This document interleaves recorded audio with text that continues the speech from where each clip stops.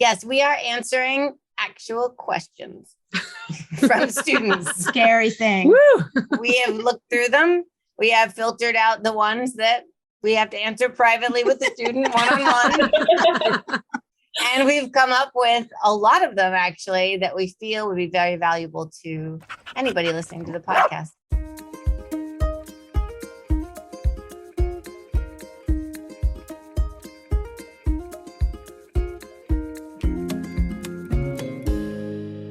Hi, everyone. Welcome to another packed episode of Dog's Ends. I am your host, Getty Santo, and as always, I am joined by Sarah, one of our trainers who runs our Colorado facility. Hey, Sarah. Hey guys, and not only are you joined by me, which I know I'm wonderful, but we have the amazing New Jersey training team with us as well. So we've got Lauren, Stacy, and Nikki who are with us to do a really awesome episode. Kathy, you want to give a little bit more details about what we're doing on this episode? Yes, we are answering actual questions from students. Scary thing. Woo! We have looked through them. We have filtered out the ones that we have to answer privately with the student one-on-one. And we've come up with a lot of them, actually, that we feel would be very valuable to anybody listening to the podcast. So we're going to group some of them together because they were similar, but one of the first ones we're going to start out with. So this question came from a student. The dog's name is Beanie, and she's 3 months old. So she had asked, our new puppy has been biting a lot. How do you tell the difference between aggression and normal puppy biting? Always a really great question. First of all, and I think this helps, it's normal. Like, it's like taking a toddler to a therapist and saying, when I don't give him what he wants, he like has a meltdown. And they're like, oh, there's nothing wrong. That's a normal toddler. This is a normal puppy behavior. And Sarah, we actually did an episode on this, I believe, about puppy biting and the levels of pressure. But we feel like most puppy biting is pretty much going to be regular old, just getting a little too mouthy, a little too cranked up, Their bucket's a little full. But what do you guys use as your markers or your like red flags to the students? I would say, I think people don't give themselves enough credit for knowing when something's bad. I've had a few people who are like, it's just in my gut. It just feels like there's a little bit more oomph to this bite than just a typical puppy mouth. So I do think there is a sixth sense that some owners do have. One of the thing that we always recommend everybody does is to take a video of it. Only so that way we can see it through our trainer's eyes and say, and piece it together with you. Oh, this is normal. This was a little bit more fresh than usual. So it's always good to have a trainer set of eyes on it. So if anyone sees anything weird going on with their dog, make sure to take a video of it. Yeah. And I like the idea that if it's a puppy who bites and then you like move it away from you and they're like, oh, my bad. Or they start to put pressure. They're like, sorry, boss. That to me is a regular puppy bite, just learning social skills. The puppy who re-grips on you, that's a problem. Right. Yeah. Like, but can I have your arm? Uh-oh. Like they bite and you move them away. And they're like, chomp, chomp. Yeah. And especially traveling up the arm, like there's an intensity to it that we know to mean red flags, many of them. Yeah, absolutely. Yeah, I think context also matters a lot too, right? So where is this biting happening, right? Is it over, you guys are playing tug and he accidentally chews your hand? Is he biting your pant leg while you walk by? Those are silly, normal puppy things, right? If he's biting you because you tried to take a bone away from him, right? So if he went after maybe a kid a little bit too aggressively, those kinds of biting behaviors, the context of those situations would also help us know, is this leaning a little bit more towards aggression or is this normal behaviors? Please talk about puppies playing with puppies and how that helps them understand bite inhibition. Yeah, when puppies are growing up, even before they go home to their new homes, when they're playing with their litter mates, if they bite a little too hard, their brother or sister is going to scream really loudly and might even say, you know what, I'm not playing with you anymore. I'm just going to ignore you.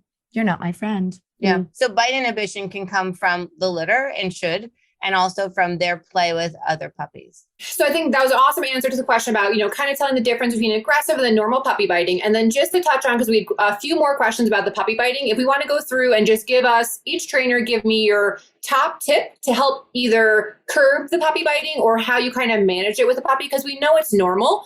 I also want to remind everyone, you can always listen to our other episode. We have a full length episode on the puppy biting, so you can always go listen to that as well. But let's start with Nikki and we'll go across. Just kind of give us your top tip for managing or helping to prevent the puppy from that biting behavior. I would definitely say something because this came to mind. Besides the managing and the tip, the one thing that we never want to see people do is say, oh, the puppy mouthed me. Let's give them this toy to chew on. Let's give them this ball stick to chew on. Because in our mind, from the human's perspective, it does make sense. Don't chew on this, chew on this. But what the dog understands is I have to chew on the hand first to get the thing that I should be kind of having as a pacifier.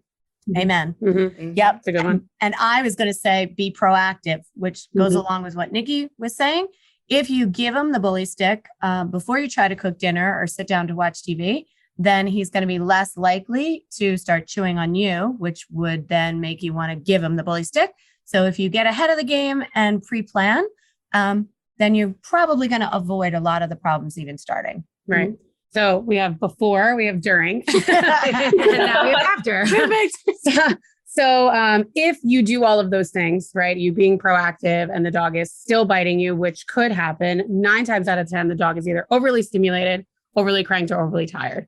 So I feel your pain because I have a 13-week-old puppy and I am going through that. I know. Poor thing. Oh, He's an angel. He's an angel. Oh, yes. Yeah, only at the school. Yes. So when he does get like that, I just know that he's too stimulated and there's no negotiating with the terrorist at that point. So I just put him away. Let him have that time to just kind of decompress and calm down in the crate. Or, I usually go right to the crate. I don't really use the pen for that, but you can. But I just put him right in the crate, let him settle down, and usually he falls asleep. So, yeah. All right. My suggestion is you want your puppy to chew on things, right? How many people actually teach their puppy to play with the toys they get with them, right? Yeah, that's good. Sit on the floor, play with the bone, play with the toys, right? And to Nikki's point, if a puppy is biting on me, I'm never going to hand him a bully stick, right? But you know what I am going to do? I'm going to point out something in the environment, like choose this. So it's not me giving it to them. I've not moved it. I'm not putting it in their mouth and serving them, but I'm saying as a reminder, and I'll tap it, like, this is what you really need to be doing, right? And then if that doesn't work, obviously it's where Lauren was going, which was it's overtired, it's overstimmed, could have to go to the bathroom. How many puppies bite on you when they have to go to the bathroom? And you're like, I'm not going to interact with you. And then you got a puddle to clean up or worse. Yeah. So yeah, those would be my actual 3, but let's pretend it was 1 tip. Yeah. And then my biggest one, and I see this all the time, I do a lot of puppy raising for families, and I don't usually have an issue with the puppy mouthing and biting because I'm really aware of how I'm interacting with the puppy. Everyone goes up to those little puppies using their hands and patting them and scratching them. And you're literally presenting your hands as toys. Puppies don't know any better. So that simple thing of, if you're going to go interact with your puppy, have a toy ready, be proactive, like Stacey was saying, and stop using your hands to interact with them because they're going to bite at them. That's the only thing you're presenting them with. And they want to interact with you. It's not unnatural for them to want to use their mouths to kind of nibble and bite at you. They're just trying to play, right? So try to prevent that from ever becoming an issue by not presenting your hands as toys. One more thing, what drives me crazy, people are holding their puppy and somebody comes up to your puppy and holds it around the muzzle and goes, hi. Why do they do that? Like Why are they like a handshake? Why are they shaking this muzzle? Stop touching my puppy. Yes. And then the hands are coming close and the puppy's like, I should bite that. Or when you're holding the puppy, you got to let go. Right. And maybe when the person lets go, they go, because I didn't like that. Right. Oh my gosh. That's also I would lose my mind. something good to do if your puppy is to start biting you. People go, no bite. Oh, Yeah. Don't do that. don't do that. Okay, well now Nikki's opened the bag of worms, so I have to say something. Oh my gosh. Here we Okay, go. so one of those terrible. All right, guys. Last thing, I swear. Then we'll go to the next question. So the internet tells you that when your puppy bites you, you should squeal, you should scream, you should make a loud noise. God forbid, bite your puppy back. Okay, so the internet. I've heard that bite That's still out there. People bite their puppy's ears. They blame it on the whole, oh, that's what their litter mate would do, blah, blah, blah. And we do use that argument as well in the sense that litter mate, most likely if the puppy bit them too hard, they wouldn't play with them anymore, like Stacey was saying earlier. So we'll give them a timeout. We'll remove them from the situation. That squealing or that noise that you're making is reinforcing and probably cranking your puppy up even more when you do it, which is going to then lead to more biting. So you're fighting an uphill battle. Please don't do that. And don't Google dog training answers. Yeah. When you said I looked up online, I was like, wrong. Right? No, shouldn't look Wrong up online. Okay, so reminder, just if you have further questions, you can always reach out to us about the puppy mouthing and biting and check out our full episode on that as well. Up next, we're going to touch on, so Dallas is 11 months old and his owner asked, so Dallas doesn't eat consistently. How can I get him to eat twice a day? I've tried toppers. They work a couple of days. I try mixing kibble and wet sometimes. It's a go, sometimes a meh. It kills me to try and wait him out. Aha. I know who this is. So So Nikki's like, Take it, Nikki. hold Take my, it hold away, my Nikki. Starbucks. you kind of put the answer in the question where the student has now said, I've done X, Y, and Z to try to get this dog to eat. So now Mr. Dallas is like, well, ma'am, mom, what are you going to do for me to continue eating? So biggest tip and trick, just to kind of clean it up, you can always shoot me an email with what you're feeding and the amount. There's a potential that you're feeding too much, so he's just full, but it really does sound like we've kind of presented many other things to go on top of the food. So now he's waiting to see what good is going to come.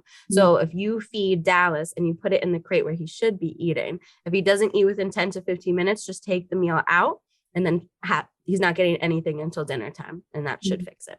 And I like the idea that you can use their meals as training. Yeah. Right. That also I was just going to say that may be a thing because I know she does do the training. So Dallas may also be saying, let's do something. So it also doesn't hurt if you want to add it into a snuffle mat, just stop topping it with things. And I think dogs should be allowed to not be hungry, right? Unless there's a medical issue at work, right? There are times you're not hungry. And you're not hungry. And then somebody says, come on, you want this? No, I don't want it. Want this? No. What if I put chocolate on it? No, well, maybe. Right. And we know Dallas can be picky sometimes. Right. So And so, but you have to let them have that kick in of their natural instinct to survive. Right. Right. And it's really hard for pet parents. Yeah, I think to it's let more that happen. it's more so on them where they feel guilty that the dog is not eating. But if they don't want to eat, they don't want to eat. I think like when I was younger, if I was like, Mom, I don't want to eat, she'd be like, okay, you're not eating then until tomorrow. I'd be like, oh, okay, I guess I'm eating. Now, So- you know when that rule falls apart? When you're boarding a dog. Well, of I'm course. boarding a dog. Suddenly, the most important thing in the world is that dog to eat. Mhm. And I break all the rules because it is not my dog. It is now a member of my family, but from another home. Mm. And I'm like, okay, we're going to eat. And you Yeah. do not know the lengths I go to for short periods of time to make sure the dogs will eat. Paw Tree makes a great seasoning. I have like 12 of them upstairs, and she might want to try that. Mm. But in general, if it's your dog in your home, you need to let your dog figure it out. Yeah, they got to Dallas figure it will out. figure it out. He'll figure That it out. 11-month They'll start age themselves. too. Yeah, when they're in adolescence at 11-month age, it's not uncommon for the dogs to sometimes lose their appetite, or it's not like there's a lot of hormonal things going on. They just might have a stomach ache. Like that's an issue too. And then also once they get older, once they're past, again, 11 months or almost past a year anyway, some dogs just only eat once a day, right? Not all dogs eat twice a day. So that's an aspect too. Maybe your dog is one of those dogs who only eats once a day, and that's okay too. Exactly. I just want to throw one more plug in there. I don't think it's your student, but some people are not aware that we should cut out lunch once we hit 4 or 5 months old. Yeah. And definitely 2 months 2 times a day is more than enough, or cutting down to 1. Yep. Check with your vet. We feel 4 months is the end of lunch. Yeah. And then you move that meal into breakfast, a little into dinner. Right. Obviously, it was a 2-pound dog and it had a hypoglycemic issue. That's a whole nother story. Right. We always say we're not vets, but this is our best practices for this. Agreed. All right. So up next, Lily, who is 13 months old, her owner had asked, at what age will my dog stop sleeping in her crate at night? All as one, guys. Never. Same thing. Zip it. I'll be quiet. All right, I'll take this one. Or I'll take the beginning and you guys can go in. So my dogs are... Where to start? So my I didn't know dogs where to are start. We just didn't want to go there. 5 years old, and they still sleep in their crates, all right? And I'll be honest, I tried to have them not sleep in their crates because I thought that they would like that better. I let my human emotions get into it. I could not get them to sleep outside of their crates. They literally would go running to the crate room and look at me like, what are you doing? That's my bedroom. That's where I sleep. I don't want to sleep on the couch with you or whatever. And they would then try to get back into their crates. It's not something, you don't have to do it forever, but it's still a life skill you want to sometimes have to do. So maybe again, once your dog is 1.5 years, 2 years old-ish, they have earned the freedom of trying to start having them sleep out of the crate at night. You still want to vary it. So like personally, one of my foster dogs, sometimes he sleeps in the crate at night, sometimes he does not, because I need it varied, because maybe there's going to be an issue where he has an injury like he does right now, and he has to then go back to sleeping in his crate at night. It's something that you don't want. It's a life skill you don't want them to lose. So even if you're not going to do it every night, maybe randomly some nights they sleep in their crates, just to make sure that it doesn't become something that is stressful for them or that they're not comfortable doing. And I want to also mention that if you're having behavioral issues with your dogs, you're not letting them sleep out. Right. It's just if there's domination issues, like your dog is resource guarding, I'm not letting them sleep on my bed, because he's probably going to resource guard like the cover or a pillow or the space, right? So it has to be, like you said, trialed a bit, but you have to have a completely clean slate. Like your dog is well trained and there are no behavioral issues. I mean, Dash sleeps on my bed. Norma, baby Norma, sleeps on my bed. Ray does not. Indy does not. Can you imagine those two Indy dogs on your bed? Yeah, right. That's oh funny. my God. I mean, they want to go, right? So they are staring and they are like, you want to throw this ball? And then they walk up with the ball and then your eyes are closed and you feel about like, I've been through this. I've tried. Indy is 11 and a half years old. Yeah. He loves his crate at night. Yeah. And I'm not going to change that because he doesn't want it. Yeah. One other thing I just wanted to mention that I think, again, human emotions, like you said, Sarah, get in the way. Dogs are den animals. They want a nice meditation room, if you want to think about it like that. Imagine you didn't have a bed to go decompress in. You had to sleep on the couch. No good. Yeah, it's their little bedroom. Yeah. My 10-year-old puts herself to sleep. And if I'm up at like 10 or 10:30, she like literally gets off of her bed that's on the floor and walks into the room and puts herself in the crate. Like, okay, I'm done That's now. awesome. Bye. I'm done with this Yeah. party. Like she enjoys being in there. So why would I take that away from her? No, you wouldn't. Yeah. No, I haven't.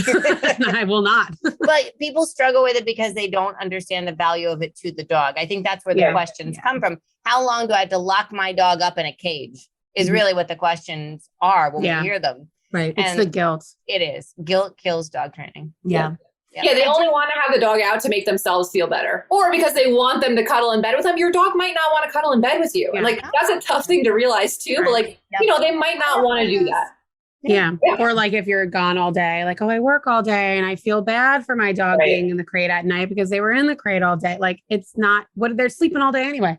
Yeah. What's the difference if they're in the crate or if they're out? You know what I mean? So let me tell you the level of destruction a dog can do at night. I was just going to say, become a night waker. The dog could be even at night during completely the day, fine. whenever. Yeah. One thing that could happen is that they hear a weird noise at night. Something spooks them. And now we could get digging, chewing wires. So it's not good. Nope. Yeah, the safety thing is another part. A lot of people don't think about how, like, we're trainers, we hear the worst stories, but there's a ton of stuff trouble that they can get into. Like Nikki said, chewing wires, getting into food, getting into the garbage, eating something poisonous, God forbid. It's usually not worth the risk. Right.